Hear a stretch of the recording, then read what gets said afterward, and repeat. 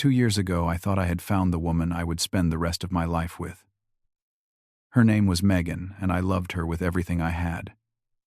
I was already thinking about proposing within the next year, but life has a way of throwing curveballs you never see coming. What I did not expect was for the woman who dumped me without warning to come back asking to keep me as her backup plan, and what I expected even less was that her younger sister would be the one to change my entire life. Let me take you back to where it all began. Before I dive into this story, I want to know where you are watching from tonight. Drop your city or country in the comments below. And if you have ever had an ex who tried to keep you as a backup option, hit that like button because trust me, you are going to want to see how this one ends. Make sure you subscribe and turn on notifications so you do not miss any of my stories. Now let me tell you about the night everything changed. I met Megan at a networking event in downtown Austin during the spring about 3 years ago. She stood out immediately in the crowded room. She was confident, articulate, and knew exactly how to command attention without seeming desperate for it. We started talking near the bar, and before I knew it, 2 hours had passed. I asked for her number, and she gave it to me with a smile that made my heart skip.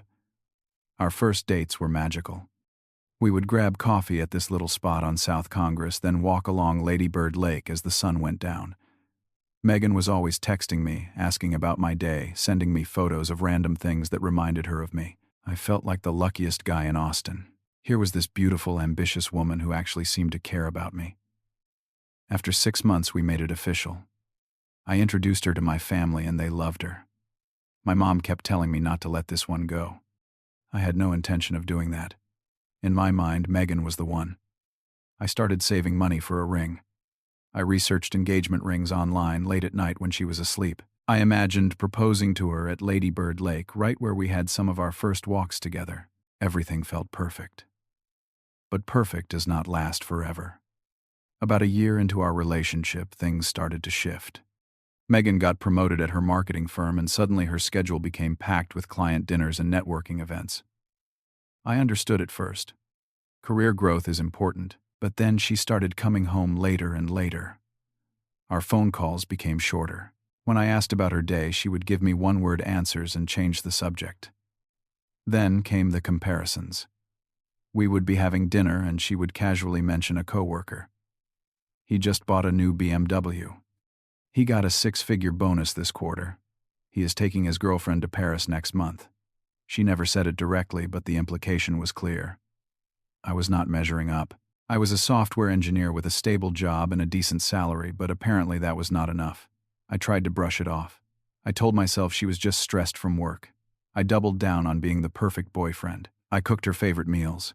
I picked her up from work when she had late nights. I planned weekend getaways to show her I could be romantic and spontaneous. But the more I tried, the more she seemed to pull away. It felt like I was running on a treadmill that kept speeding up while she stood there watching unimpressed. Then came that Friday night. I had planned a special dinner at my place. I spent hours preparing her favorite meal, beef tenderloin with roasted vegetables. I set the table with candles and flowers. I even bought a bottle of the wine she loved from that vineyard we visited on our first trip together. I wanted to remind her of what we had to bring back that spark. She showed up 2 hours late. No apology, no explanation. She just walked in, glanced at the table, and sat down like nothing was wrong. We started eating in silence. I could feel something was off, but I did not want to push. Then, halfway through the meal, she put down her fork and looked at me. "I think we should break up." Just like that. No build-up, no warning. I sat there, stunned, my fork frozen in midair. I asked her what happened. I asked if I did something wrong. I asked if we could talk about it. She shook her head. "We are just not compatible anymore. I need someone more ambitious. It is not you, it is me. I just need something different." 2 years together, and that was all I got. A handful of cliches delivered with the emotional warmth of a weather report. She stood up, grabbed a bag I had not noticed she brought with her, and walked out the door.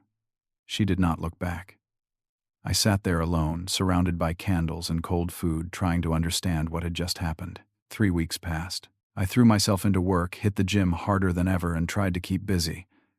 My friends rallied around me, taking me out, distracting me. Slowly, I started to feel like maybe I would be okay. Then Megan texted me late one night. "Hey, can we talk?" Against my better judgment, I agreed to meet her at a bar downtown. Part of me wondered if she regretted her decision. Maybe she realized she had made a mistake. She showed up looking stunning, dressed to kill, makeup flawless. We sat in a corner booth and she started talking about how much she missed certain things about us. The intimacy, the connection, the way I made her feel. For a moment, my heart lifted. Then she dropped the bomb. "We do not have to be in a relationship, but we can still have fun together, right? No strings attached." I stared at her, trying to process what she was saying. She was not asking me back. She was asking me to be her friends with benefits while she dated someone else. When I pressed her for the real reason she ended things, she slipped up. She mentioned Derek, some sales executive at a luxury car dealership. Apparently he was more her speed now. Flashier, wealthier. But he did not give her the emotional connection I did. So she wanted the best of both worlds. Derek for the status and the lifestyle. Me for the emotional labor and the physical benefits. Something shifted inside me in that moment. For the first time since we started dating, I saw Megan clearly. Not the woman I had built up in my head, but the person she actually was. Someone who saw me as an option, not a priority. A backup plan, not a partner. I stood up, looked her straight in the eyes, and said the words I should have said a long time ago. "I am not anyone's backup plan." I left some cash on the table and walked out. Behind me, I could feel her staring, shocked that I had actually said no. That was the first time I chose myself over my feelings for her. A month after that night at the bar, I decided I needed a new hobby. Something to get me out of my head and away from the memories. A coworker mentioned a photography workshop happening that weekend out in Hill Country, about an hour outside Austin. I had always liked taking pictures with my phone, so I figured why not try something more serious. The workshop was held at a small ranch with rolling hills and golden grass that caught the evening light perfectly. There were about 15 of us, a mix of beginners and hobbyists, all there to learn the basics of landscape photography. I felt out of place at first, fumbling with a borrowed camera I barely knew how to use. That is when she walked over. She had short hair that fell just above her shoulders, round glasses, and a warm smile that immediately put me at ease. She noticed me struggling with the settings and offered to help. Her voice was patient and kind, nothing like the sharp, impatient tone I had grown used to with Megan. She showed me how to adjust the aperture and shutter speed, explaining each step without making me feel stupid. We ended up talking for the rest of the workshop, wandering away from the group to find interesting shots. She told me she was a freelance photographer specializing in nature and everyday life. She loved capturing small moments that most people overlooked. Her name was Harper. We exchanged numbers at the end of the day, and I drove home feeling lighter than I had in months. There was something about her that felt different. Real. Over the next few weeks, we started hanging out regularly. She took me to hidden spots around Austin I never knew existed, quiet parks and abandoned buildings and rooftops with incredible views. We would spend hours walking and talking, sharing stories about our lives. I learned that she valued simplicity over status, that she would rather have a picnic in the park than dinner at an expensive restaurant. She listened when I talked, really listened, and asked questions that showed she cared about the answers. About 3 weeks into our friendship, we were sitting at a coffee shop when she started telling me about her family. She mentioned her parents, her dad, who was a retired military man, her mom, who was the typical homemaker. Then she mentioned her older sister. Her name is Megan. Megan Thornton. I nearly choked on my coffee. Harper noticed the change in my expression immediately. Her eyes narrowed slightly, and she asked if I knew her sister. I did not know how to respond at first. The coincidence seemed too impossible, too cruel. But I could not lie to her. So I told her the truth. I explained that I had dated Megan for almost 2 years, that she had broken up with me recently, and that things had not ended well. Harper was quiet for a long moment. I could see her processing the information, connecting dots I wished did not exist. Finally, she spoke. I had a feeling. She mentioned an ex named Kane a few times. Never said nice things, though. I braced myself for her to say she could not see me anymore. That this was too complicated, too messy. Instead, she asked me a simple question. "Do you still want to be friends?" I said yes, and I meant it. From that point on, our friendship deepened. I told her everything about my relationship with Megan, including the friends with benefits proposal. Harper listened without judgment, though I could see the disappointment in her eyes when I described her sister's behavior. She shared her own experiences growing up in Megan's shadow, always being compared unfavorably, always feeling like she was not enough. Megan was the golden child, she explained. Beautiful, successful, charming. Mom adored her. I was always the quiet one, the one who did not fit the mold. I spent years trying to compete before I realized I needed to build my own path. The more I learned about Harper, the more I admired her. She had taken her struggles and turned them into strength. She did not carry bitterness, just a quiet determination to live life on her own terms. 2 months after we met, I realized my feelings had grown beyond friendship. I was terrified to say anything. The situation was already complicated enough. But one evening, as we sat on a blanket watching the sunset at Mount Bonnell, I could not hold it back anymore.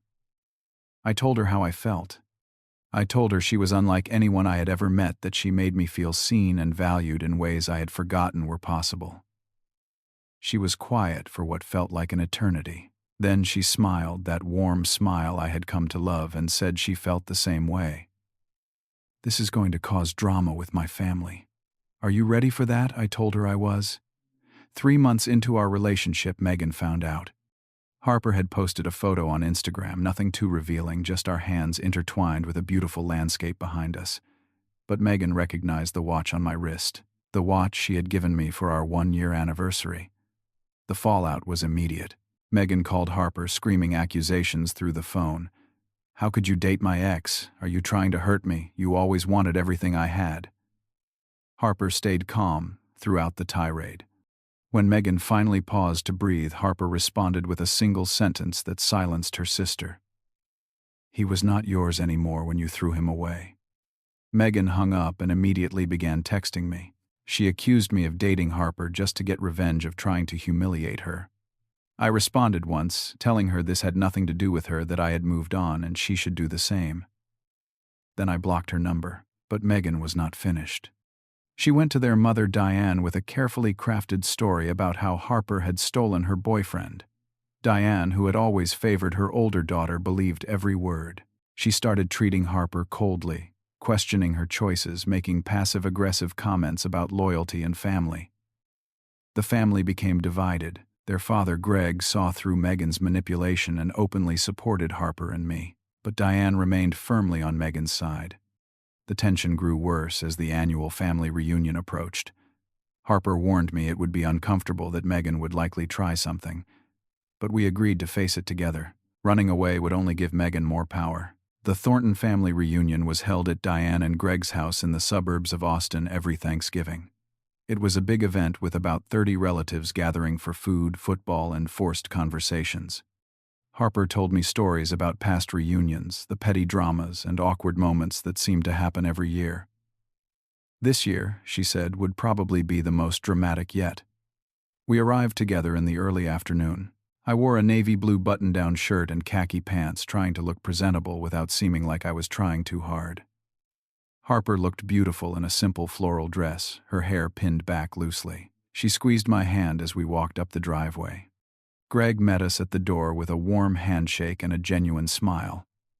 He had always been straightforward with me ever since Harper first introduced us. He told me he respected a man who knew his worth, and he appreciated how I treated his daughter. Coming from a retired military officer, that meant a lot. Diane's greeting was considerably colder. She nodded at us, said a brief hello, and immediately turned away to attend to something in the kitchen. Harper did not seem surprised. She just shrugged and led me inside. The house was already full of relatives, aunts, uncles, cousins of varying ages, all milling around with plates of appetizers and glasses of wine. I recognized a few faces from photos Harper had shown me, but most were strangers. I stuck close to Harper as she made introductions, shaking hands and answering the same questions over and over. "Yes, I am Kane. Yes, I am Harper's boyfriend. Yes, I work in software." Then Megan arrived. She made an entrance that demanded attention.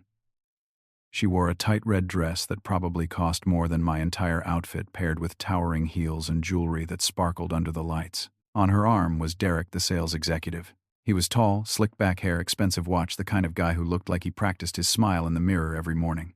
Megan spotted us almost immediately. Her eyes locked onto me, then flicked to Harper, then back to me. A thin smile crossed her lips, the kind that never reached her eyes. She whispered something to Derek, and they began making their way around the room, greeting relatives with exaggerated enthusiasm. Derek wasted no time establishing his presence. Within minutes, he was loudly discussing his sales numbers, his new BMW, the vacation he was planning to take Megan on next month. Some relatives nodded politely. Others exchanged glances that suggested they were less impressed than Derek hoped. Harper leaned close to me. "Just ignore them. That is what she wants, a reaction." I nodded and focused on the people around us. Greg introduced me to Aunt Patricia, Megan and Harper's aunt on their father's side. She was a sharp-eyed woman in her 60s with silver hair and a no-nonsense demeanor. She shook my hand firmly and looked me up and down. "So you are the famous Kane. Harper has told me about you." I said it was nice to meet her, and she smiled knowingly. "I have a feeling things are about to get interesting around here." Dinner was tense.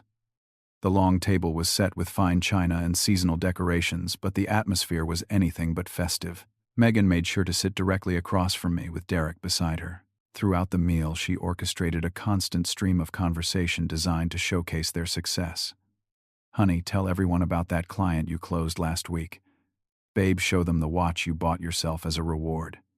Derek, did you mention the penthouse we looked at last weekend?" Derek obliged eagerly, clearly enjoying the spotlight. Some relatives listened politely. Others focused intently on their food. I caught Greg rolling his eyes more than once. Aunt Patricia finally interrupted during a lull in Derek's self-congratulations. "So, what exactly do you do, Derek?" "I am a sales executive at a luxury car dealership," he replied proudly. "Ah," Patricia said flatly. "So you sell cars. How interesting." The table went quiet. Megan's smile faltered. Derek looked confused, as if he could not understand why selling cars was not universally impressive. Harper squeezed my hand under the table, and I had to suppress a grin. After dinner, the family gathered in the living room for coffee and dessert. The tension had been simmering all evening, but Megan was about to turn up the heat. She had been drinking wine steadily throughout the meal, and her words were starting to slur slightly. She positioned herself near the center of the room, making sure she had an audience. "You know everyone," she announced, her voice cutting through the conversations. "My sister has always had a pattern. She always wants what I have." The room fell silent.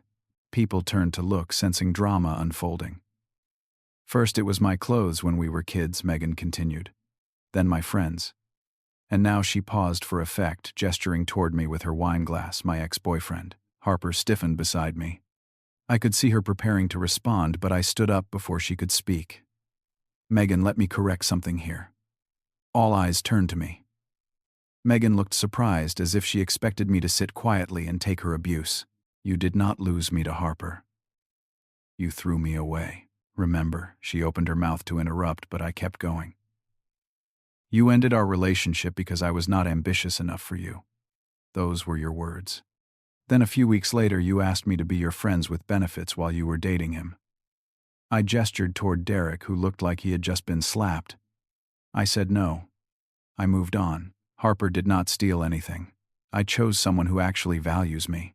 The room was utterly silent. Diane's face had gone pale. Greg was nodding slowly, a look of approval in his eyes. Relatives exchanged shocked glances. Derek stood up, his face red with anger. He turned to Megan. "You asked your ex to be friends with benefits. You told me you had no contact with him. What else have you been lying about?" Megan started stammering excuses. "Baby, it was nothing. I just wanted closure. He does not mean anything. I am not going to be anyone's second choice." He grabbed his coat and walked out the door without looking back. The sound of his car starting and pulling away echoed through the silent house. Megan stood frozen in the middle of the room, her carefully constructed image crumbling around her. Tears began streaming down her face, but no one moved to comfort her. Diane finally stepped forward. Is what Kane said true? Megan could not deny it. The guilt was written all over her face. Aunt Patricia shook her head and delivered the final blow. "Megan, you always wanted to have your cake and eat it too. Looks like that finally caught up with you." Megan grabbed her purse and fled the house.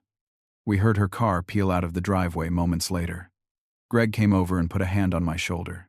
"You handled that with class, son." Diane approached more slowly. She looked at Harper, then at me, and for the first time there was something other than coldness in her eyes. "I am sorry," she said quietly. "I should have listened to both sides." Harper nodded, accepting the apology without words. Then she turned to me and smiled. "Thank you for standing up for us." The weeks following the reunion were a time of healing and growth. Megan disappeared from family contact for nearly a month. When she finally reached out, it was with a text message to Harper that simply said sorry. No explanation, no excuses, just that one word. Harper did not respond immediately. She needed time to process years of sibling rivalry and resentment. But eventually she sent back a brief acknowledgement. She was not ready to fully reconcile, but she left the door open for the future. As for me, I spent a lot of time reflecting on my relationship with Megan. I realized I had ignored countless warning signs because I was so desperate to make things work. Her constant comparisons, her growing coldness, her need for external validation. They were all there from the beginning. I just refused to see them. The breakup had devastated me at first, but I came to understand it was the best thing that could have happened. Megan did not value me for who I was. She valued what I could provide for her image. When I stopped fitting that image, she discarded me. I did not hate her for it. Holding on to anger would only poison my own life. I chose to let it go, not for her sake, but for mine. Forgiveness is not about saying what someone did was okay. It is about freeing yourself from the weight of resentment. Harper helped me see that. She never pushed me to talk about Megan, but she was always there when I needed to process my feelings. She understood complicated family dynamics better than anyone. Growing up in Megan's shadow had taught her how to navigate disappointment and still find her own light. Our relationship grew stronger with each passing month. We moved in together about a year after we started dating, finding a cozy apartment near downtown Austin. It was nothing fancy, but it was ours. We filled it with photographs we had taken together, memories captured in frames on every wall. I got promoted at work around the same time. My manager said I had become more focused, more confident. I think nearly losing myself in my relationship with Megan taught me to invest in my own growth, not just in another person. Harper had her first photography exhibition that spring. I stood proudly beside her as she greeted visitors, watching her shine in a way Megan never allowed her to. The Thornton family dynamics shifted after that Thanksgiving. Diane made a genuine effort to treat her daughters more equally. She started calling Harper more often, asking about her work, showing interest in her life.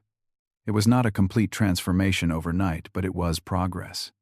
Greg told me later that Megan eventually sought therapy. She realized that her constant need for validation was destroying her relationships, not just the romantic ones. She was working on herself, learning to find worth from within rather than from the admiration of others. I hoped she would succeed, not because I still cared about her romantically, but because everyone deserves the chance to become a better person. Looking back, I learned several lessons from this experience that I carry with me every day. First, never let anyone make you feel like you are just an option. You deserve to be someone's priority. If they treat you like a backup plan, walk away. Your self-respect is worth more than their attention. Second, karma is not about revenge. It is about truth eventually coming to light. I did not expose Megan to hurt her. I simply told the truth when she tried to twist the narrative. The rest took care of itself. Third, real love does not make you feel inadequate. Real love lifts you up. It supports you. It sees you for who you truly are, flaws and all, and chooses you anyway. That is what I found with Harper. Fourth, forgiveness is not about letting the other person off the hook. It is about freeing yourself. The moment I stopped holding on to anger toward Megan was the moment I truly started healing. Sometimes the person who breaks your heart is actually doing you a favor. If Megan had not dumped me, I never would have found Harper. And if she had not asked me to be her backup plan, I never would have realized my own worth. Life has a strange way of working out. The best revenge is not dating your ex's sister. That was never my intention anyway. The best revenge is building a life so good that you forget you ever needed revenge in the first place. Now I want to hear from you. Have you ever had a breakup that turned out to be a blessing in disguise? Have you ever been treated like a backup plan before realizing your own worth? Drop your story in the comments below. I read every single one, and your experiences might help someone else going through something similar. If this story resonated with you, please hit that like button and share it with someone who needs to hear it. Subscribe to the channel and turn on notifications so you never miss a new story. Your support means everything to me and helps me keep creating content like this. Thank you for watching and for being part of this community. I hope this story reminded you that you deserve someone who chooses you wholeheartedly, not someone who keeps you waiting in the wings. You are worthy of real, genuine love. Never settle for less. Take care of yourselves, and I will see you in the next one.